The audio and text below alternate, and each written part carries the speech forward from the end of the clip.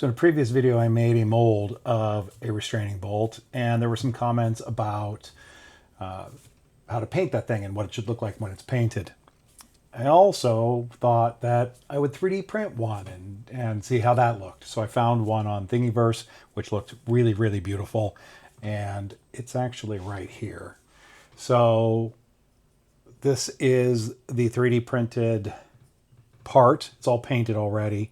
I made this for one of my droids, and I thought, well, let me take the ones that I molded and let's paint that to kind of look like this one. So this one, they look a little different just because of the way they were made. This one, I think it looks a little bit more accurate. It's 3D printed. This one was the one that was molded, and I'm now going to paint that. And I'm going to use that as kind of the guide for what I think the restraining bolt should look like. The resin part was first primed and then spray painted the aluminum color with an enamel spray paint. I'm using flat black acrylic paint for all the painted areas. Depending on the quality of your paint, you might need a couple of coats.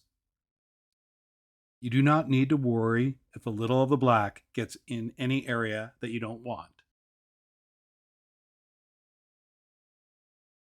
Once the paint fully dries, use a toothpick or any wooden tool to scrape away the area that the black got onto. This is the beauty of using an enamel spray paint. It is very easy to scrape away acrylic paint from the surface of the enamel. I go one step further and scrape areas that normally would look like the paint could get scratched or dinged. Because you are removing the acrylic paint in this fashion, it looks very authentic. The paint is chipping and flaking as if it were being worn off by some real activity or some real thing that's happening to this part. Just makes it look that much better, that much more real. Next up is a light brown wash of color. Stipple it on and towel it off with a damp towel. This will make it look dirty and adds another layer of color.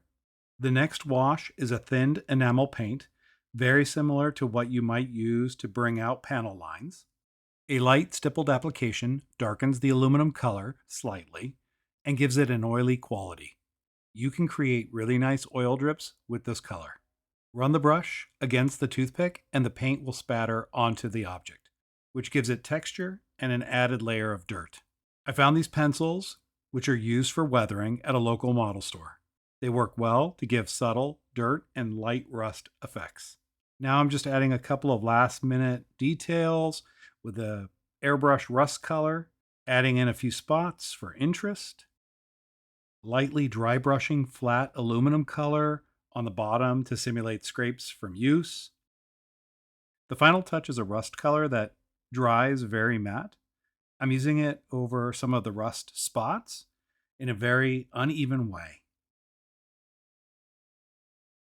And there you have it, a Droid restraining bolt. And here are a few others that I've painted over time. Thanks for watching. Please consider subscribing. The support means everything.